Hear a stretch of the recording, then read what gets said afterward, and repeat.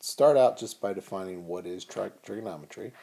And trigonometry is simply the study of triangles. Okay, I am trying to use a different stylus. It's a little quieter this time so you don't hear the clicking.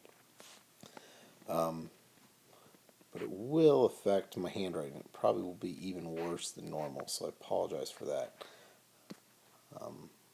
But trigonometry is just the study of triangles. What is theta? Theta is simply the measure of an angle. Okay. So theta is the measure of an angle. The angle measure.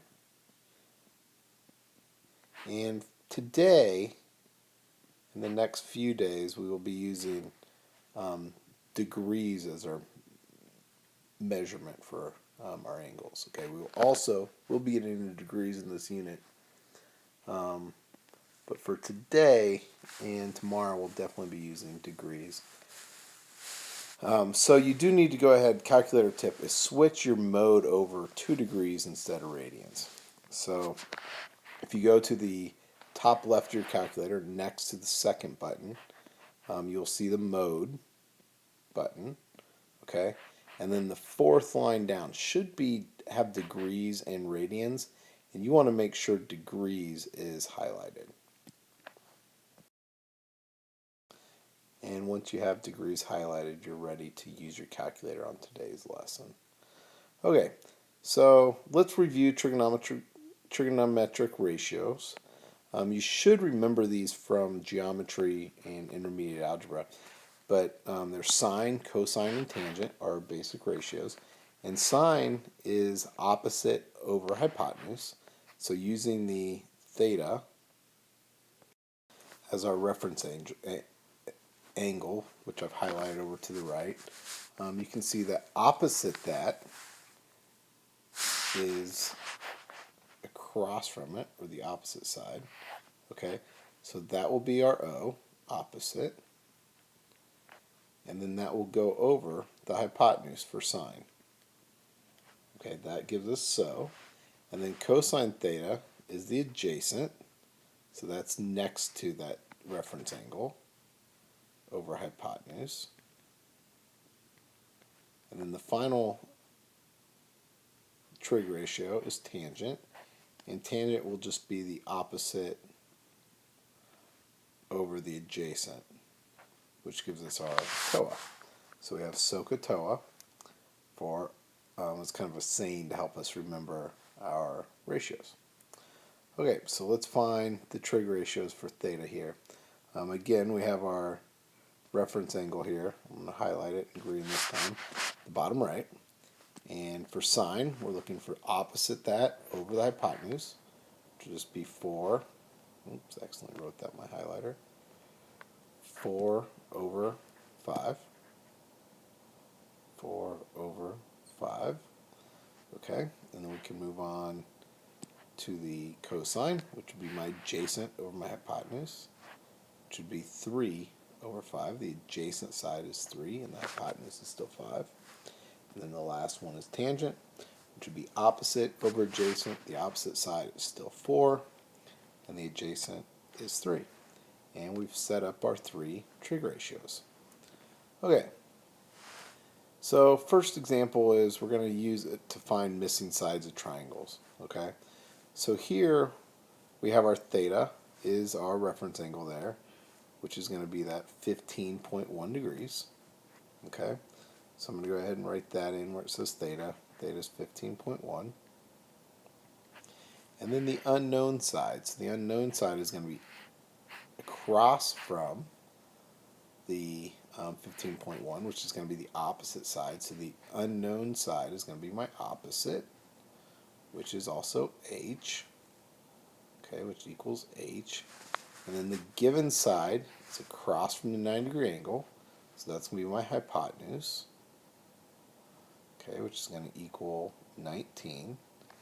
Okay, so which trig ratio can we use? So we have unknown side opposite and given side hypotenuse, so that's my O and our H. So we're going to use sine of theta. Okay, so let's move on. we're going to solve for the height of the roller coaster. So sine theta, sine of 15.1 degrees, will equal the opposite side, which is my h, over the hypotenuse, 19. Okay, we're trying to solve for h. So just like any problem, when I have 19 in the denominator, I'm dividing 19 from h.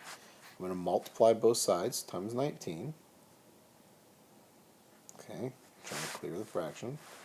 Times 19, both sides, so 19 times sine 5.1. The 19s cancel on this side, and I'm left with h equals 19 sine 5.1, and I can put that into my calculator. And when I do, I find that I get 1.7 for my answer. Okay, let's move on to the next example. Example 2. Or example 3, but before we do, let's look at a couple vocab terms, angle of elevation and angle of depression. So the angle of elevation is from the ground up, or from eye level to the sky. Okay, ground level, parallel with the ground, up to the sky. So from the ground up,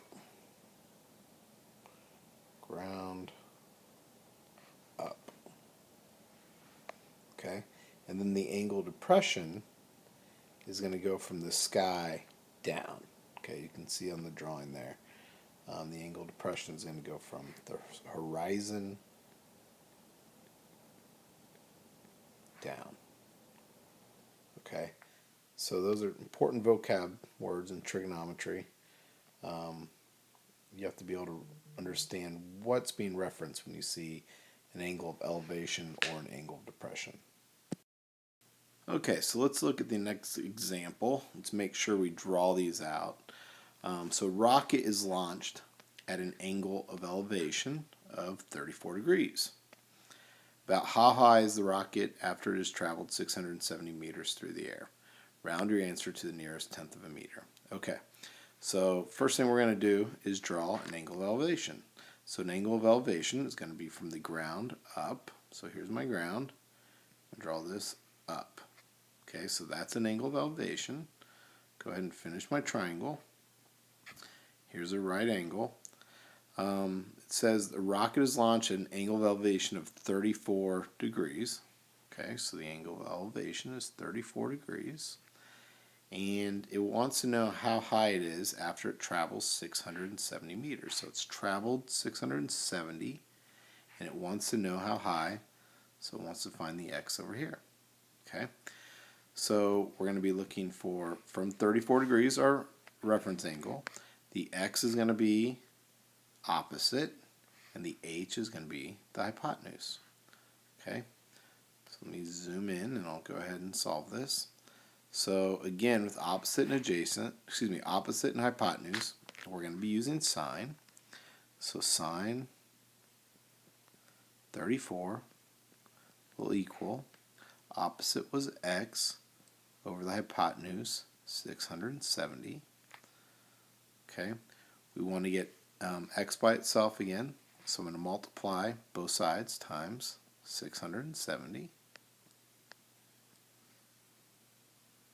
Sorry about the handwriting on that one, guys. Times 670, and x will equal 670 sine 34. So 670s will cancel.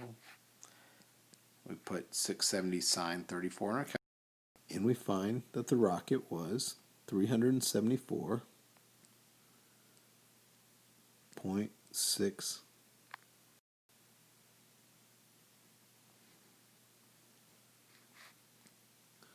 feet high.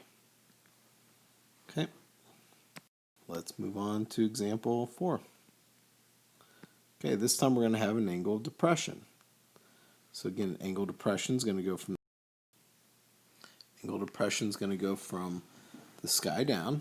Okay, so it says we have a watchtower, so I'm going to go ahead and draw my watchtower. There's my watchtower here.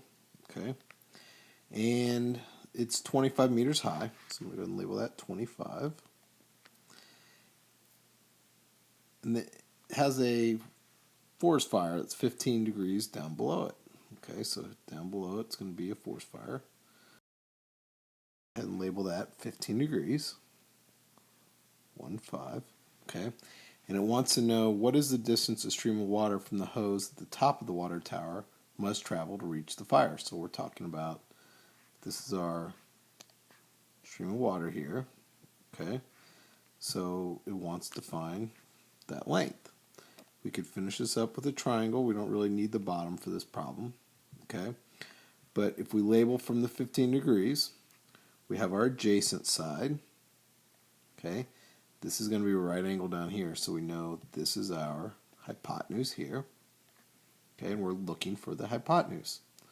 Okay, so we have an A and an H. We're looking for the hypotenuse this time, so A and H is cosine. So cosine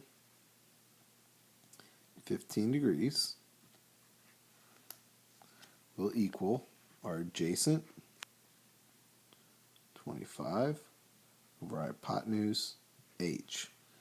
And then we need to solve.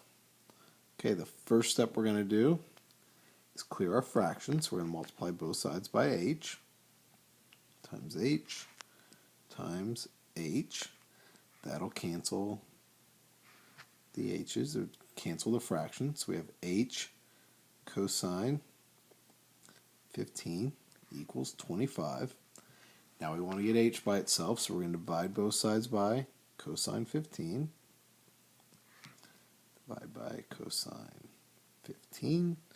We have H equals 25 divided by cosine 15, which equals 25.9 feet. And we're all done with example number 4, which should give you guys enough examples to start working on the back. Just setting up ratios and solving for the variable. Best of luck to you, and I will be back on block day to answer questions on Thursday.